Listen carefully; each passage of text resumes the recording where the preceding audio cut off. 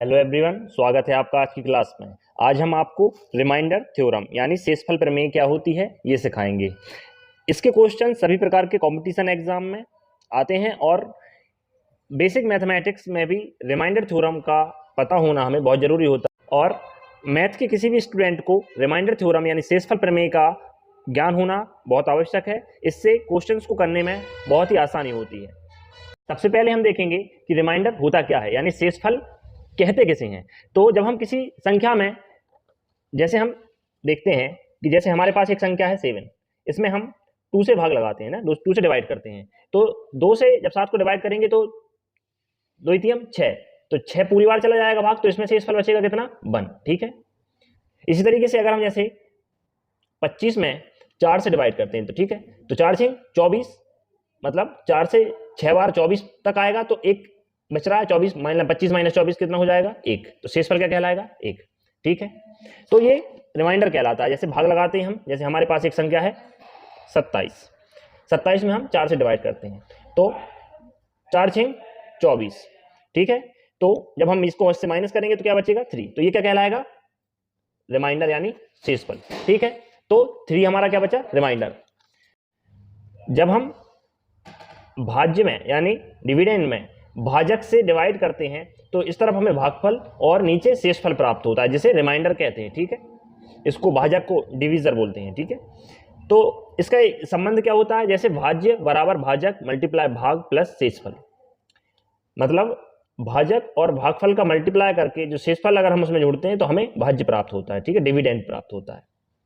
अब हम आगे कुछ क्वेश्चंस को करके देखते हैं कि रिमाइंडर कैसे निकाले जाते हैं। ये कुछ बेसिक क्वेश्चंस हैं, इसके बाद हम कठिन क्वेश्चनों को भी सॉल्व करेंगे। जैसे सबसे पहले हम देखते हैं 247 में हम 2 का डिवाइड करेंगे तो रिमाइंडर क्या आएगा। इसी तरीके से 597 में हम 4 का डिवाइड करेंगे तो रिमाइंडर क्या आएगा। तो इनको कैसे सॉल्व करते हैं, जैसे हम अगर 2 से डिवाइड कर रहे हैं, जब हम 2 से डिवाइड करते हैं तो हमें लास्ट डिजिट बस देखनी होती है कि लास्ट डिजिट 2 से डिवाइड है या नहीं। तो लास्ट डिजिट है 7, तो जब 2 का मल्टीप्लाई 3 बार करेंगे तो क्या हो जाएगा 6 हो जाएगा, तो 7 में से 6 जाएगा तो 1 रिमाइंडर बचेगा। हमने आपको डिविजिबिलिटी रूल सिखाए थे, हमने बताया था कि जब 2 से डिवाइड करते हैं तो सिर्फ लास्ट डिजिट को देखते हैं, तो इसका रिमाइंडर होगा 1। इसी तरीके से जब हम 4 से डिवाइड करते हैं, ठीक है, तो लास्ट 2 डिजिट देखते हैं ना, लास्ट 2 डिजिट देखते हैं। तो लास्ट 2 डिजिट अगर 4 से डिवाइड है तो वह संख्या पूरी 4 से डिवाइड होगी, तो 4 दूनी 8 और 1 बचा, 1 पे 7 17, तो 4 चौको 16, मतलब 96 जो है वो पूरा डिवाइड होगा 4 से, लेकिन ये 97 है तो कितना बचेगा रिमाइंडर 1 रिमाइंडर बचेगा। ठीक है। अब हम देखते हैं 5 से। जब हमें 5 से डिवाइड करना है तो 5 से डिवाइड करने के लिए हमें लास्ट डिजिट देखना है। लास्ट डिजिट कितनी है 7, तो 5 से डिवाइड करेंगे तो कितना रिमाइंडर बचेगा 2। ठीक है। अब जब हम 10 से डिवाइड करेंगे तो हमें कितने लास्ट 2 डिजिट देखना होगा। तो जब जैसे अगर 97 है, या अगर हम जब 10 से 90 को डिवाइड कर सकते हैं तो पूरा चला जाएगा। जैसे अगर इधर 90 होता तो ये 10 से पूरी तरीके से डिवाइड हो जाता, लेकिन ये प्लस में कितना है 7, तो इसका मतलब कितना है रिमाइंडर कितना बचेगा 7। ठीक है, 7 रिमाइंडर होगा। ठीक है।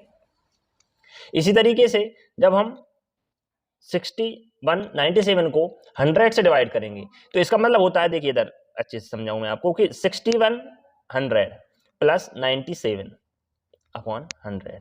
इसको इस तरीके से देखिए आप कि 6100 में 97 जोड़ा है हमने, तो 6100 ये पूरा हो गया और 97 अलग से है। तो जब 6100 में हम 100 का भाग लगाएंगे तो पूरी तरीके से चला जाएगा, लेकिन 97 पूरा बचा रहेगा, तो ये क्या हो जाएगा रिमाइंडर। तो इसका रिमाइंडर आ जाएगा 97। ठीक है। अब इसी क्वेश्चन को हम देखें कि 6197 को जब हम 25 से डिवाइड करेंगे तो रिमाइंडर कितना आएगा। तो इसके लिए हमें क्या करना होगा कि सबसे पहले तो 6100 में से पूरा चला जाएगा। अब 97, जैसे इधर ही हम देखें 6100 प्लस 97 डिवाइड बाय 25, तो 25 से हम जब 100 में भाग लगाते हैं तो पूरा चला जाता है, मतलब 6100 पूरा कट जाएगा। ठीक है। अब 97 में अभी 25 का भाग लगाएंगे तो 25 दिया 75, 25 दिया कितना होता है 75, तो हमारा रिमाइंडर कितना आ जाएगा 97 में से 75 माइनस करोगे तो आ जाएगा 22। ठीक है। तो इसका मतलब रिमाइंडर कितना आ गया 22। तो इस तरीके से हम जब क्वेश्चंस करते हैं तो ये रिमाइंडर प्राप्त होते हैं, लेकिन ये बहुत छोटे क्वेश्चन हैं और इनको हम ऐसे ही सॉल्व कर सकते हैं। अब आगे की वीडियो में हम आपको कठिन से कठिन क्वेश्चनों को सॉल्व करना सिखाएंगे। अब हम आपको पॉजिटिव रिमाइंडर और नेगेटिव रिमाइंडर्स क्या होते हैं ये सिखाएंगे। तो ये क्या होता है, मतलब देखिए, जब हम किसी संख्या में भाग लगाते हैं किसी संख्या का, तो रिमाइंडर जो होता है वो हमेशा पॉजिटिव ही आता है। जैसे हम अगर 27 में 4 का डिवाइड करें तो 4 6 24, और यहां पर जो शेषफल बचेगा वो कितना आएगा 3। तो ये जो रिमाइंडर होगा वो हमेशा कैसा होता है, पॉजिटिव होता है। तो ये कभी नेगेटिव में नहीं आता। लेकिन जब हम क्वेश्चंस को सॉल्व करते हैं तो नेगेटिव रिमाइंडर का यूज करके हम उन क्वेश्चन को इजीली सॉल्व कर सकते हैं। तो इसको हम किस तरीके से यूज करते हैं वो हम देखते हैं। जैसे हमारे पास एक संख्या है 2297, ये मान लीजिए एक संख्या है, और इसको हमें डिवाइड करना है 23 से। अब हम 23 से जब 2297 को डिवाइड करेंगे तो रिमाइंडर कितना आएगा, मतलब शेषफल कितना प्राप्त होगा। तो क्या आप इसको सिर्फ देख के 1-2 सेकंड में 5 सेकंड में इसको आंसर सॉल्व कर सकते हैं? तो अगर आप इसको काटने बैठेंगे या भाग लगाने बैठेंगे तो इसको आप बहुत टाइम लग जाएगा। तो इसके लिए हमें क्या करना पड़ेगा, क्योंकि हमें 23 का उतना अच्छे से टेबल भी नहीं पता और हम उसको करेंगे सॉल्व तो टाइम लगेगा। इसके लिए हमें नेगेटिव रिमाइंडर का यूज करना होगा। सबसे पहले हम आपको बताते हैं कि नेगेटिव रिमाइंडर होता क्या है। जैसे हम 7 में मान लीजिए 5 का डिवाइड करते हैं, ठीक है, 5 से भाग लगाते हैं, तो 5 एकम 5, तो एक बार अगर हम भाग लगाएंगे तो कितना बचेगा रिमाइंडर, प्लस का 2। तो ये पॉजिटिव रिमाइंडर कहलाता है, ठीक है।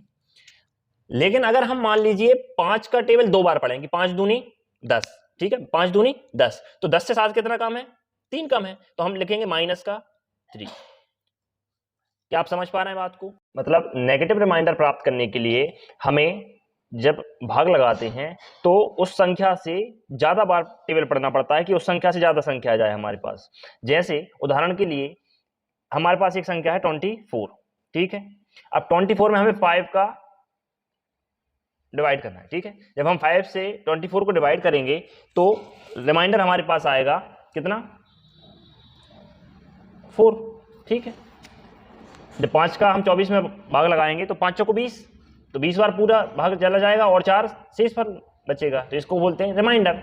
लेकिन यदि हम 5 का पहाड़ा 5 बार पढ़ें, ठीक है, तो 5 25, तो 25 जब हम पढ़ेंगे तो ये 24 इससे छोटी संख्या है, तो जो नेगेटिव रिमाइंडर आएगा वो आएगा -1।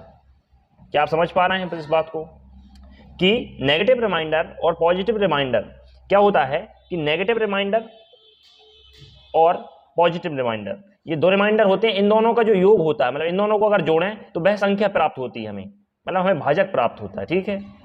जैसे हमारे पास नेगेटिव रिमाइंडर था -1, ठीक है। इनकी चिन्हों को नहीं देखना हमें कि जैसे नेगेटिव रिमाइंडर हमारे पास कितना है -1 और पॉजिटिव रिमाइंडर हमारे पास कितना है 4, ठीक है। जब हम इन दोनों को जोड़ेंगे, मतलब ये माइनस का छोड़ दीजिए आप, ये माइनस का चिन्ह मत देखिए आप, तो इसको और इसको जब हम जोड़ेंगे तो हमें प्राप्त होगा 5, जो क्या है हमारा डिवीजर है, ठीक है, डिवाइजर। तो इससे हम भाग लगाते हैं संख्या को तो पॉजिटिव और नेगेटिव रिमाइंडर प्राप्त होता है। तो अब हमें क्वेश्चन सॉल्व करना था कि 2297 को हम जब 23 में डिवाइड करेंगे तो हमें क्या प्राप्त होगा, रिमाइंडर, ठीक है। तो अब नेगेटिव रिमाइंडर से हम कैसे सॉल्व करें इसको, कि अगर हम 23 का डिवाइड 2300 में करें, ठीक है, 2300 अगर हमारे पास संख्या हो और उसमें हम 23 का डिवाइड करें तो ये पूरा कट जाएगा, 23 एकम 23, ये 100 बार डिवाइड हो जाएगा, ठीक है। लेकिन हमारे पास है संख्या 2297,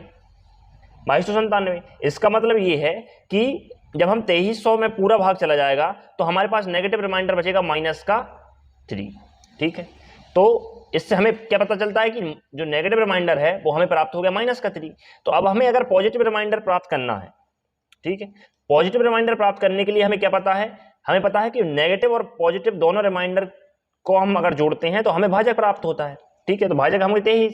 अब हमें अगर पॉजिटिव रिमाइंडर प्राप्त करना है तो हमारे पास नेगेटिव रिमाइंडर कितना है -3, और इधर हमें पॉजिटिव रिमाइंडर प्राप्त करना है ना, और भाजक हमारे पास कितना है 23। तो इसका मतलब हम इसमें क्या जोड़ें कि 23 आ जाए, -3 में हम क्या जोड़ें या 3 में हम क्या जोड़ें, ये माइनस का चिन्ह आपको सिर्फ ये नेगेटिव रिमाइंडर शो करने के लिए हमने लगाया है, इसको आपको माइनस की संख्या नहीं समझना है। तो अगर 3 है हमारे पास एक रिमाइंडर, तो दूसरा रिमाइंडर क्या होना चाहिए कि 23 हो जाए, दूसरा रिमाइंडर हमारे पास होना चाहिए 20। तो जब हम 2297 में 23 का डिवाइड करेंगे तो हमारे पास जो रिमाइंडर प्राप्त होगा वो होगा 20। तो इस तरीके से हम पॉजिटिव और नेगेटिव रिमाइंडर की सहायता से क्वेश्चंस को इजीली सॉल्व कर लेते हैं। अब उदाहरण के लिए एक संख्या और लेते हैं, जैसे हमारे पास एक संख्या है 395।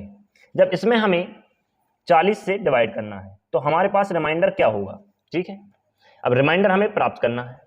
रिमाइंडर प्राप्त करने के लिए हमें पहले नेगेटिव रिमाइंडर इजीली इसमें हम देख सकते हैं, जैसे कि अगर हम 40 का डिवाइड 400 में करें, जो इससे 5 ज़्यादा है, ठीक है, 400 में डिवाइड करेंगे 40 से तो पूरा डिवाइड हो जाएगा, ठीक है, हो जाएगा कि नहीं हो जाएगा। लेकिन हमारे पास 395 है, मतलब इससे कितना कम है, 5 कम है। तो इसका मतलब हमारे पास जो नेगेटिव रिमाइंडर बचेगा वो कितना आएगा, 5 माइनस, ठीक है। तो इसका मतलब हमारे पास जो पॉजिटिव रिमाइंडर होगा वो कितना होगा, 35, क्योंकि 5 में हम क्या जोड़ें कि 40 हो जाए तो 35। तो हमारे पास जो रिमाइंडर होगा वो कितना आ जाएगा, 35। तो इससे क्वेश्चनों को सॉल्व करना बहुत इजी हो जाता है। तो हम एक क्वेश्चन और लेते हैं, 43 डिवाइड बाय 8, ठीक है, मतलब 8 से हमें 43 में भाग लगाना है तो हमारे पास रिमाइंडर क्या प्राप्त होगा, ठीक है। तो अगर हम इसमें देखते हैं कि अगर हम 8 का एक टेबल पढ़ते हैं, इधर लिखते हैं हम जिस तरीके से 43 डिवाइड बाई 8, इसका मतलब अगर हम 8 का टेबल कितनी बार पढ़ें, 5 बार पढ़ें तो कितना आ जाएगा, 40, ठीक है। तो हमें पॉजिटिव रिमाइंडर प्राप्त होगा, जो हमारा नॉर्मल रिमाइंडर होता है वो है 3, ठीक है, प्लस का है ना, पॉजिटिव है तो हम इधर प्लस का चिन्ह लगा देते हैं समझने के लिए। और यदि हम 8 का टेबल 6 बार पढ़ें, ठीक है, तो 8 6 48, तो 48 होगा। तो ये 43 से कितना ज़्यादा है, 5 ज़्यादा है। तो हमारे पास जो नेगेटिव रिमाइंडर प्राप्त होगा वो होगा कितना, माइनस का 5। तो इसका मतलब यदि हम 3 और 5 इन दोनों को ऐड करेंगे तो हमारे पास कितना प्राप्त होगा, 8, जो क्या है हमारा डिवाइजर है, ठीक है, इससे हमने भाग लगाया था। तो इसका मतलब हम जब पॉजिटिव और नेगेटिव रिमाइंडर को जोड़ते हैं, पॉजिटिव प्लस नेगेटिव रिमाइंडर को ऐड करते हैं तो हमें क्या प्राप्त होता है, वो संख्या प्राप्त होती है जिससे हमें भाग लगाया है ना। ये 2 प्रैक्टिस क्वेश्चंस हैं, इनके आपको पॉजिटिव और नेगेटिव रिमाइंडर्स निकालकर कमेंट बॉक्स में कमेंट करना है। इसी तरीके की वीडियो को देखने के लिए हमारे चैनल से जुड़े रहें। वीडियो अच्छी लगी हो तो इसे लाइक करें, शेयर करें और चैनल को सब्सक्राइब करें। धन्यवाद।